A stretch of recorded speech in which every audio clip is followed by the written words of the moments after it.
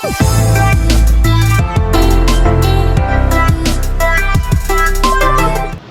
बच्चों, मैं धीरज कुमार साहू, भौतिक ज्ञान प्रवक्ता। बच्चों, इससे पहले हमने फर्स्ट पार्ट के बारे में कुछ चैप्टर जाने, अब चलते हैं हम सेकंड पार्ट की ओर। सेकंड पार्ट में बात करते हैं, इस पार्ट में हमें पढ़ना है द्रव के यांत्रिक गुण। द्रव मीन्स क्या है? मैटर। इस शब्द को हमने अपनी स्क्रीन पर भी प्रयोग किया है, क्योंकि भौतिक ज्ञान में हमने पढ़ा था ऊर्जा, द्रव, ऊर्जा और उनके संबंधों का अध्ययन करने वाले विज्ञान को ही भौतिक विज्ञान कहते हैं। तो इसी द्रव की बात कर रहे हैं। इस द्रव से तात्पर्य है ठोस, द्रव और गैस।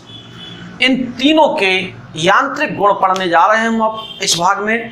यांत्रिक गुण माने मैकेनिकल प्रॉपर्टी ऑफ मैटर, जिसके अंदर पहला है ठोसों के यांत्रिक गुण, यानी पहला अध्याय हम पढ़ेंगे ठोसों के यांत्रिक गुण, जिसे हम प्रत्यास्था भी कहेंगे। तो इलास्टिसिटी हम पढ़ने जा रहे हैं। चलिए चलते हैं इस चैप्टर की ओर बिना समय खराब करते हुए। सबसे पहले जानेंगे विरूपक बल। विरूपण बल, डिफॉर्मिंग फोर्स। विरूपक बल क्या होता है? डिफॉर्मिंग फोर्स क्या होता है? वह बाह्य बल जो किसी वस्तु पर आरोपित करने पर उसके आकार और रूप में क्या कर दे? परिवर्तन कर दे। उस बाह्य बल को कौन सा बल कहेंगे? विरूपण बल या विरूपक बल कहते हैं। क्या कहा, एक बार फिर से रिपीट करें। वह बाह्य बल जो किसी वस्तु पर आरोपित करने पर वस्तु के आकार और रूप में क्या कर दे? परिवर्तन कर दे। उस बल को हम विरूपक बल कहेंगे। जैसा कि इस बोतल पर हम बल लगा रहे हैं बाहर से, इस बोतल के आकार और रूप में क्या हो रहा है?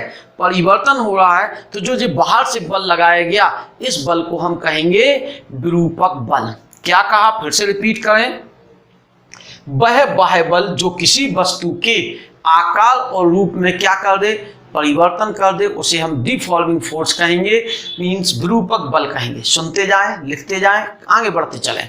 ठीक है ना? छोटी छोटी परिभाषाएं, थ्योरी लिखने का कोई लॉजिक नहीं। सुने बड़े ध्यान से।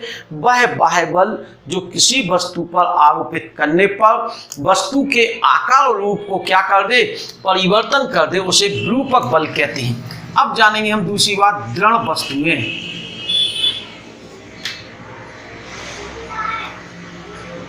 मीन्स दृढ़, रिजिड बॉडी, दृढ़ वस्तुएं।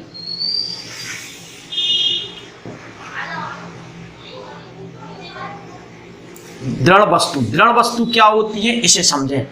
वह वस्तु जिस पर विरूपक बल आरोपित करने पर वस्तु के आकार और रूप में कोई भी परिवर्तन ना हो, उस वस्तु को दृढ़ वस्तु कहते हैं।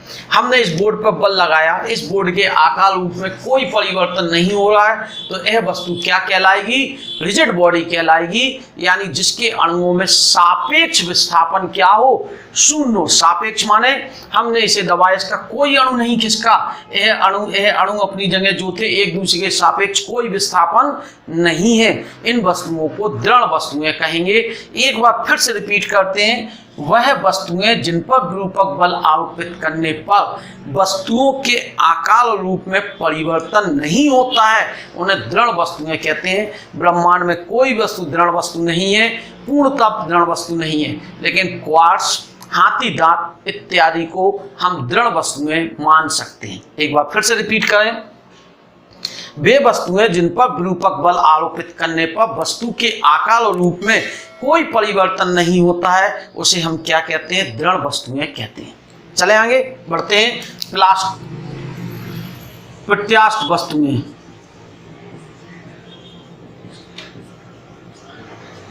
दृढ़ वस्तुएं भी कितने प्रकार की हो गई? दो प्रकार की। एक हो गई प्रत्यास्थ, इसमें भी हम पूर्ण प्रत्यास्थ जानेंगे। पहली means perfectly elastic body. Perfectly elastic body क्या होगी? इलास्टिक। प्रत्यास्थ के लिए क्या वर्ड प्रयोग किया जाएगा? इलास्टिक। और अप्रत्यास्थ के लिए प्लास्टिक। ठीक है ना? तो पूर्ण प्रत्यास्थ वस्तुएं क्या होती हैं, इन्हें जानें। वे वस्तुएं जिन पर कोई विरूपक बल लगाने पर उनके आकार रूप में परिवर्तन हो जाए, लेकिन विरूपक बल हटा लेने पर वस्तु अपनी पूर्व अवस्था में क्या हो जाए, वापस आ जाए, उन वस्तुओं को इलास्टिक वस्तुएं कहते हैं। प्रत्यास्थ वस्तुएं क्या बताया, फिर से रिपीट करें। प्रत्यास्थ वस्तुएं वे वस्तुएं, एक बार फिर से रिपीट करते हैं, प्रत्यास्थ वस्तुएं वे वस्तुएं जिन पर कोई विरूपक बल आरोपित करने पर वस्तु के आकार और रूप में क्या होता है, परिवर्तन होता है। अगर बाह्य बल को हम हटा लें यानी विरूपक बल को हटा लें तो वस्तु अपनी कौन सी अवस्था में, पूर्व अवस्था में वापस आ जाती है। इन वस्तुओं को इलास्टिक बॉडी यानी प्रत्यास्थ वस्तुएं कहते हैं। पूर्ण प्रत्यास्थ वस्तु ब्रह्मांड में नहीं है, पहले भी कह दी। हम हाथी दांत, क्वार्ट्ज इत्यादि को पूर्ण प्रत्यास्थ मान सकते हैं। अब अगली बात करें हम पूर्ण अप्रत्यास्थ वस्तुएं या सुघट।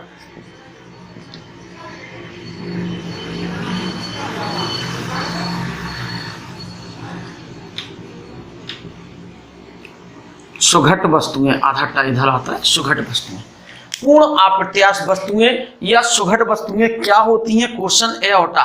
पूर्ण अप्रत्यास्थ वस्तुएं वे वस्तुएं जिन पर बाह्य बल आरोपित करने पर वस्तु के आकार और रूप में परिवर्तन हो जाता है, परंतु बाह्य बल हटा लेने पर वस्तु अपनी पूर्व अवस्था में वापस नहीं आती है। Perfectly plastic body, perfectly elastic body, ये इलास्टिक बॉडी है, ये प्लास्टिक बॉडी है। वह प्लास्टिक बॉडी एक बार जैसा ढाल दिया वो वैसी ही बन गई, फिर उसे आप वापस उसी अवस्था में नहीं ला सकते। तो पूर्ण अप्रत्यास्थ वस्तुएं वे वस्तुएं जिन पर विरूपक बल आरोपित करने पर वस्तु के आकार और रूप में क्या हो जाता है, परिवर्तन हो जाता है। यदि विरूपक बल हटा लें तो यह वस्तुएं अपनी अवस्था में वापस नहीं आती हैं। इन वस्तुओं को अप्रत्यास्थ वस्तुएं कहते हैं। पूर्ण अप्रत्यास्थ वस्तु कोई भी नहीं है, लेकिन गीली मिट्टी को हम पूर्ण अप्रत्यास्थ मान सकते हैं। धान के गीले छिक्कल को जैसा दबा देंगे वो वैसे ही दबे रह जाएंगे, वापस अपनी स्थिति में वापस नहीं आएंगे। तो इन वस्तुओं को हम अप्रत्यास्थ वस्तुएं कह सकते हैं। अभी हमने 4 हेडिंग बोली। सबसे पहले हेडिंग में विरूपक बल। विरूपक बल वह बाह्य बल जो वस्तु के आकार और रूप में क्या कर दे, परिवर्तन कर दे, उस बाह्य बल को क्या कहेंगे, विरूपक बल। रिजिड बॉडी यानी दृढ़ वस्तुएं वे वस्तुएं जिन पर विरूपक बल लगाने पर उनके अणुओं में कोई सापेक्ष विस्थापन ना हो, यानी वस्तु के आकार और रूप में कोई परिवर्तन नहीं हो, उन्हें रिजिड बॉडी यानी दृढ़ वस्तुएं कहते हैं।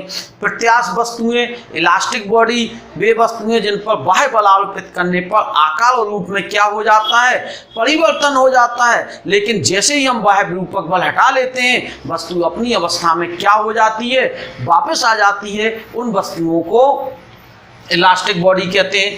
अप्रत्यास्थ वस्तुएं वे वस्तुएं जिन पर विरूपक बल आरोपित करने पर, कौन सा बल, विरूपक बल आरोपित करने पर वस्तुओं के आकार और रूप में क्या हो जाता है, परिवर्तन हो जाता है, लेकिन विरूपक बल हटा लेने पर वस्तु अपनी पूर्व अवस्था में वापस नहीं आती है, उसे हम क्या कहते हैं, अप्रत्यास्थ वस्तु। एक बात आई, प्रत्यास्था क्या होती है, जो बीच में हमें बोलना चाहिए था, यहाँ पे हमें बात करनी चाहिए प्रत्यास्था की। प्रत्यास्था क्या है, जिस गुण को हम पढ़ने जा रहे हैं, इलास्टिसिटी।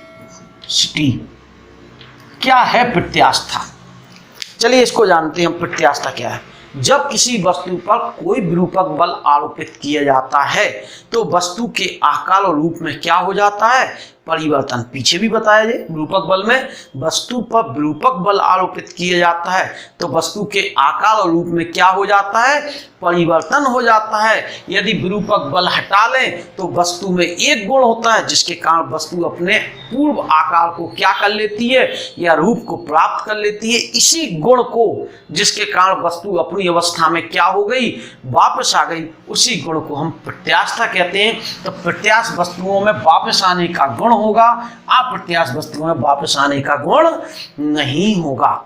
यानी पदार्थों का वह गुण जिसके कारण उस पर से विरूपक बल हटा लेने पर वस्तु अपनी कौन सी अवस्था में, पूर्व अवस्था में वापस आ जाती है, इस गुण को क्या कहते हैं? प्रत्यास्थता कहते हैं। वस्तुओं का वह गुण जिस पर जब विरूपक बल को हटा लिया जाए, विरूपक बल आरोपित किया जाए, आकार और रूप में क्या हो जाए? परिवर्तन।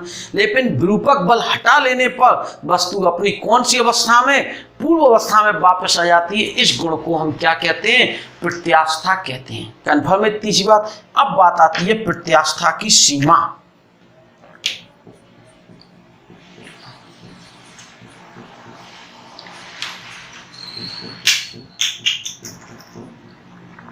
प्रत्यास्था की सीमा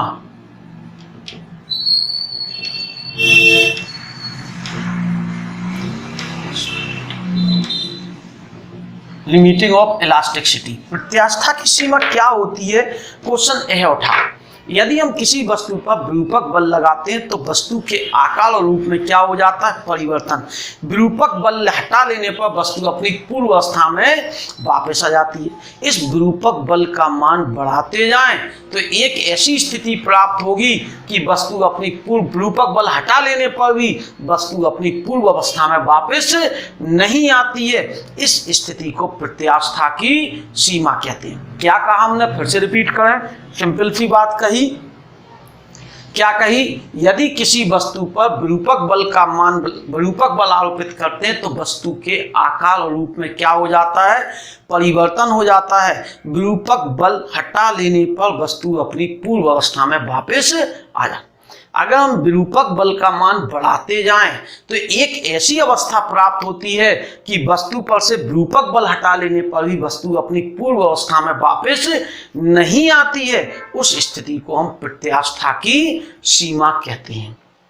यानी वह प्रत्यास्था की सीमा वह स्थिति है जिससे कम विरूपक बल होने पर वस्तु प्रत्यास्थ और जिससे ज्यादा विरूपक बल होने पर वस्तु अप्रत्यास्थ हो जाए। यानी वह स्थिति जिससे कम होने पर, जिसके ऊपर वस्तु प्रत्यास्थ और जिसके नीचे आने पर विरूपक बल की वस्तु क्या हो जाती है? अप्रत्यास्थ हो जाती है। उस स्थिति को प्रत्यास्था की सीमा कहते हैं। कन्फर्म है?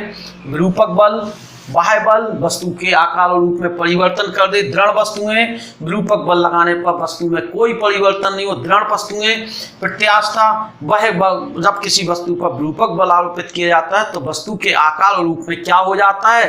परिवर्तन हो जाता है। यदि वह बल विरूपक बल हटा ले तो वस्तु अपनी अवस्था में आने का गुण रखती है। इसी गुण को हम वस्तु का क्या कहते हैं? प्रत्यास्था। फिर इसके बाद पूर्ण प्रत्यास्थ वस्तुएं, वे वस्तुएं जिन पर विरूपक बल हटा लेने पर वस्तु अपनी पूर्व अवस्था में वापस आ जाए उन्हें कहेंगे प्रत्यास्थ वस्तुएं। विरूपक बल हटा लेने पर वस्तु अपनी पूर्व अवस्था में वापस नहीं आए उन्हें क्या कहेंगे? अप्रत्यास्थ। इसमें क्वार्ट्ज, हाथी दांत, इसका उदाहरण गीली मिट्टी या धान के गीले छिकलों को दबा दें। प्रत्यास्था की सीमा, विरूपक बल लगाने पर वस्तु के आकार और रूप में क्या हो जाता है? परिवर्तन हो जाता है। यदि हम बाह्य विरूपक बल को हटा लें तो वस्तु अपनी पूर्व अवस्था में वापस। विरूपक बल का मान बढ़ाते जाते हैं तो एक ऐसी अवस्था प्राप्त होती है कि वस्तु अपनी पूर्व अवस्था में वापस नहीं आती है। इसी स्थिति को प्रत्यास्था की सीमा कहते हैं। हम जितनी भी चीजें पढ़ने वाले हैं सब प्रत्यास्था की सीमा के अंतर्गत पढ़ने के लिए तैयार हैं। चलते हैं आगे की ओर। ठीक है, छोटी छोटी परिभाषाएं थी जिन्हें बिल्कुल ध्यान से समझें और जानें। अब चलते हैं हम इसके बाद प्रतिबल से आप क्या समझते हैं। बहुत ध्यान से सुनेंगे अब चैप्टर प्रतिबल, किसके बारे में जानने जा रहे हैं? प्रतिबल के बारे में जानने जा रहे हैं, जिसे हम कहेंगे क्या? स्ट्रेस। बड़ा स्ट्रेस है आज, तनाव, स्ट्रेस। प्रतिबल क्या है? क्वेश्चन यह उठा। प्रतिबल की बात करें सबसे पहले, प्रतिबल क्या है? चलिए इसे जाने। प्रतिबल बराबर F/A होता है। F/A। F क्या है? बल। यहाँ बल थोड़ा सा अंतर है। यहाँ आंतरिक प्रतिक्रियात्मक बल है। आंतरिक प्रतिक्रियात्मक बल क्या होगा इसे समझें। जब किसी वस्तु पर बाह्य बल लगाया तो उस वस्तु में एक गुण है जो है बल, जो उसे वापस लाने का क्या कर रहा है? प्रयास कर रहा है। इसको हम कहेंगे आंतरिक प्रतिक्रियात्मक बल। तब बस परिभाषा बन गई, किसी वस्तु के एकांक क्षेत्रफल पर, किसी वस्तु के एकांक क्षेत्रफल पर कार्य करने वाले आंतरिक प्रतिक्रियात्मक बल को प्रतिबल कहते हैं। प्रतिबल बराबर क्या होगा? सिंपल सी बात हुई, स्ट्रेस। प्रतिबल की परिभाषा चाहिए हमें। परिभाषा सिंपल सी बताई, किसी वस्तु के एकांक क्षेत्रफल पर, कितने क्षेत्रफल पर, एकांक क्षेत्रफल पर कार्य करने वाले आंतरिक प्रति, ये थी वस्तु। अगर हम बात कर लें इसको, इस तरह से कोई वस्तु है, छड़ लटकी हुई है, हमने इस पर बाह्य बल लगाया, सोचो अंदर की एक बल काम करेगा जो इसकी अवस्था परिवर्तन का विरोध करेगा। हम इस क्षेत्रफल को एकांक ले लें, एम, तो एकांक क्षेत्रफल पर कार्य करने वाले आंतरिक प्रतिक्रियात्मक बल को हम क्या कहते हैं, प्रतिबल कहते हैं। क्या कहा, फिर से रिपीट करें, एकांक क्षेत्रफल पर कार्य करने वाले आंतरिक प्रतिक्रियात्मक बल को प्रतिबल कहते हैं। इसका मात्रक सिंपल सा है, बल का मात्रक न्यूटन, क्षेत्रफल का मात्रक मीटर स्क्वायर, इसका मात्रक न्यूटन प्रति मीटर स्क्वायर होता है। सीजीएस में जाएंगे, डायन प्रति सेंटीमीटर स्क्वायर हो जाएगा, ठीक है ना। मात्रक के बाद बात आती है किसकी, विमीय सूत्र। सिंपल सी बात है, पीछे बता चुके हैं। ऊपर बल का विमीय सूत्र mL/-2, क्षेत्रफल का विमीय सूत्र L square, on solving we find mL/-1 T/-2। ठीक है, कंफर्म है। फिर से एक बार रिपीट कर दें, किसी वस्तु के कितने क्षेत्रफल पर, एकांक क्षेत्रफल पर कार्य करने वाले आंतरिक प्रतिक्रियात्मक बल को हम क्या कहते हैं, प्रतिबल कहते हैं। प्रतिबल बराबर F/A, इसका मात्रक न्यूटन प्रति मीटर स्क्वायर, mL/-1 T/। राशि कैसी है, इस पर बात करें। ना तो ये सदिश है, ना ही यह अदिश है, यह राशि है प्रदिश, टेंसर बोलते हैं इसे, इंग्लिश में टेंसर लिखा जाता है, अपन हिंदी मीडियम के तो ऐसे भी इसे लिख देते हैं। प्रदिश राशि है, ना तो यह सदिश है, ना ही यह अदिश। एक क्वेश्चन आता है, हमने ऐसी कोई चीज और पढ़ी, दाब के बारे में भी पढ़ा, दाब बराबर भी यही फार्मूला, फिर इसमें अंतर क्या है। चलिए इन दोनों में अंतर और समझ लें जरा। पहली चीज, यह आंतरिक प्रतिक्रियात्मक बल है, जो वस्तु पर लगने वाला लंबवत बल है।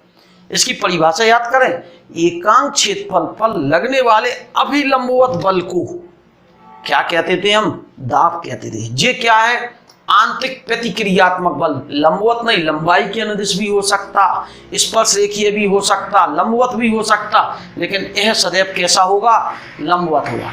तो दाब अलग चीज है, प्रतिबल अलग चीज, पहली। दूसरी बात, प्रतिबल जो है, प्रतिबल स्पर्श रेखीय, लंबाई के अनुदिश, तल के लंबवत हो सकता है, लेकिन दाब सदैव और सदैव तल के अभिलंबवत होगा।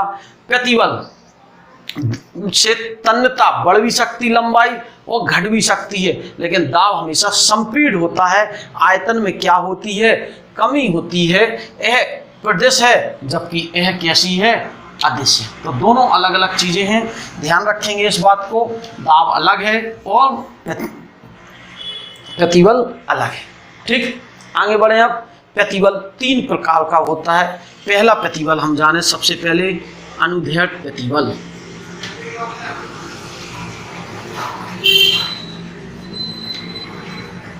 पहला है अनुदैर्घ्य प्रतिबल, लॉन्गिट्यूडिनल स्ट्रेस। लॉन्गिट्यूडिनल स्ट्रेस, ये क्या होता है, अनुदैर्घ्य प्रतिबल, जब किसी वस्तु पर लंबाई के अनुदिश, कोई छड़ है, लंबाई के अनुदिश क्षेत्रफल बल लगाएं तो इसकी लंबाई में वृद्धि होगी या संपीड़न होगा। तो यह परिभाषा बनेगी F/A ही होगा सूत्र। तो एकांक क्षेत्रफल पर कार्य करने वाला आंतरिक प्रतिक्रियात्मक बल लंबाई के अनुदिश हो तो इस समय प्रतिबल को अनुदैर्घ्य प्रतिबल कहते हैं। क्या कहा, यदि वस्तु पर, ध्यान रखेंगे एक बात, ये सब कौन सी सीमा के अंतर्गत होंगी, प्रत्यास्था सीमा के अंतर्गत। प्रत्यास्था का गुण रहना चाहिए, प्रत्यास्था सीमा के अंतर्गत मीन्स प्रत्यास्था का गुण बना रहना चाहिए, यानी लघु विकृतियों, छोटे परिवर्तन के लिए बात। अब यह परिभाषा थे, एकांक क्षेत्रफल पर कार्य करने वाला आंतरिक प्रतिक्रियात्मक बल किसके निर्देश हो, लंबाई के निर्देश। तो इस समय जो प्रतिबल होगा वह कौन सा प्रतिबल कहलाएगा, अनुदैर्ध्य प्रतिबल कहलाएगा। फिर से रिपीट करते हैं, लंबाई के अनुदिश एकांक क्षेत्रफल पर कार्य करने वाले आंतरिक प्रतिक्रियात्मक, यानी जो बल लग रहा हो लंबाई के अनुदिश लग रहा हो, किसके अनुदिश लग रहा हो, लंबाई के अनुदिश। क्या कहा, फिर से रिपीट करें, लंबाई के अनुदिश एकांक क्षेत्रफल पर कार्य करने वाले आंतरिक प्रतिक्रियात्मक बल को अनुदैर्ध्य प्रतिबल कहते हैं। मात्रक यही आएगा, विमा यही आएगी, राशि प्रदिश होगी। दूसरी बात करें हम अभिलंबवत प्रतिबल।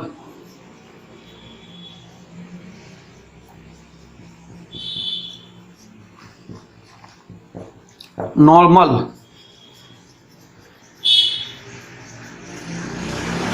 अभिलंबवत प्रतिबल क्या होता है, किसी वस्तु के तल के अभिलंबवत, किसके अभिलंबवत, तल के अभिलंबवत, ये वस्तु है इसके तल के लंबवत कार्य करने वाले आंतरिक प्रतिक्रियात्मक बल लेना है हमें। तो कितने क्षेत्रफल पर, सूत्र वही F/A। क्या बन गई परिभाषा, सिंपल सी बात बन गई। क्या बनी, एक चीज और हम समझ रहे, F बराबर क्या हो सकता था, mg, तो हम इसे mg/A भी लिख सकते थे।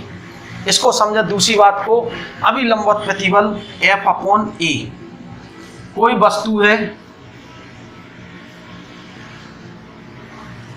ये गलत हो गया, कोई वस्तु है इसके किसी तल के लंबवत, इस तल के लंबवत हमने बल लगाया।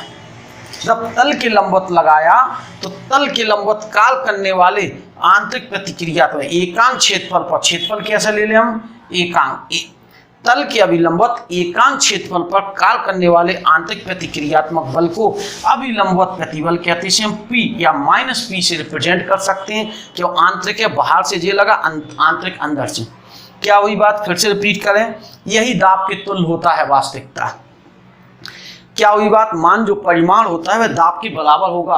परिभाषा क्या बताई, एकांक क्षेत्रफल पर, तल के अभिलंबवत एकांक क्षेत्रफल पर कार्य करने वाले आंतरिक प्रतिक्रियात्मक बल को अभिलंबवत प्रतिबल कहते हैं। प्रत्यास्थ सीमा के अंतर्गत एकांक क्षेत्रफल पर तल के अभिलंबवत कार्य करने वाले आंतरिक प्रतिक्रियात्मक बल को अभिलंबवत प्रतिबल कहते हैं। तीसरा आता है स्पर्श रेखीय प्रतिबल, जिसे हम कहेंगे टेंजेंशियल स्ट्रेस। कौन सी बात कर रहे हैं, टेंजेंशियल स्ट्रेस की बात कर रहे हैं। स्पर्श रेखीय प्रतिबल, स्पर्श रेखीय प्रतिबल की बात करें, यह वस्तु है, देखें दाब केवल लंबवत होता है इस स्थिति में, लेकिन प्रतिबल तीनों स्थितियों में आ रहा है। हमने इस पर यह बल लगाया, जब ऐसे बल लगाया तो वस्तु इस तरह से क्या हो गई होगी, ऐसे ही तो झुक जाएगी, ठीक है ना। जे अगर हम कहें कोण थीटा है, यह कोण विस्थापन कितना x कह रहे हैं इसे, यह लंबाई क्या बोल रहे हैं l। तो परिभाषा की हम बात करें स्पर्श रेखीय प्रतिबल की, क्या बनेगी, एकांक क्षेत्रफल पर, स्पर्श रेखा की दिशा में एकांक क्षेत्रफल पर कार्य करने वाले आंतरिक प्रतिक्रियात्मक बल को स्पर्श रेखीय प्रतिबल कहते हैं। क्या कहा, फिर से रिपीट करें, एकांक क्षेत्रफल पर स्पर्श रेखा की दिशा में एकांक क्षेत्रफल पर कार्य करने वाले आंतरिक प्रतिक्रियात्मक बल को स्पर्श रेखीय प्रतिबल कहते हैं। हम जब तीनों उनको समझने का प्रयास करें, हमने लंबाई के अनुदिश लगाया तो कौन सा आएगा, अनुदैर्ध्य प्रतिबल। अगर हमने तल के लंबवत लगाया तो कौन सा आएगा, अभिलंबवत प्रतिबल। तीसरा, अगर हमने स्पर्श रेखा की दिशा में लगाया तो कौन सा आएगा, स्पर्श रेखीय प्रतिबल। चले आगे की ओर। अब बात आती है विकृति, लास्ट हेडिंग है जी स्ट्रेन। विकृति क्या होती है, वस्तु के आकार और रूप में, वस्तु के आकार और रूप में होने वाले भिन्नात्मक परिवर्तन को विकृति कहते हैं। वस्तु के आकार व रूप में होने वाला भिन्नात्मक परिवर्तन, आकार व रूप में होने वाला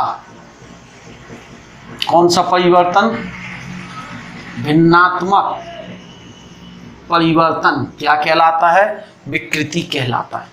फिर से एक बार रिपीट करें, वस्तु के आकार व रूप में होने वाले भिन्नात्मक परिवर्तन को विकृति कहते हैं। विकृति भी मात्रक निकालेंगे, भिन्नात्मक परिवर्तन है, कोई मात्रक नहीं होगा, विमाहीन होगी, मात्रकहीन होगी, राशि प्रदिश होगी। यानी इसका जो मात्रक होगा मात्रकहीन, विमाहीन, राशि प्रदिश, ना तो सदिश है और ना ही अदिश है। ध्यान रखेंगे, यह मात्रकहीन है, विमाहीन है और क्या है, प्रदिश राशि है। यह भी 3 प्रकार की होती है। पहली है इस रेखीय विकृति, रेखीय या अनुदैर्ध्य विकृति। अनुदैर्ध्य माने लॉन्गिट्यूडनल, अनुदैर्ध्य विकृति डेल्टा एल अपॉन एल, लंबाई में होने वाले भिन्नात्मक परिवर्तन को अनुदैर्ध्य विकृति या रेखीय विकृति या लॉन्गिट्यूडनल स्ट्रेन कहते हैं।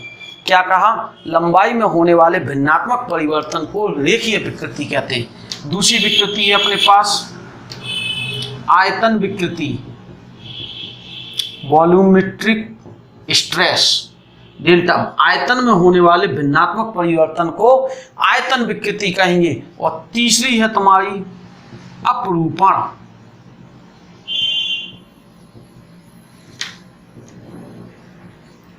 तीसरी आती है तुम्हारी कौन सी विकृति, अपरूपण विकृति, शेयरिंग।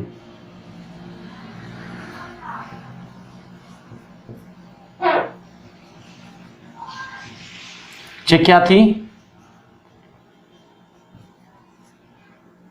आर वाई है जी, ठीक है। स्ट्रेन है लॉग्नी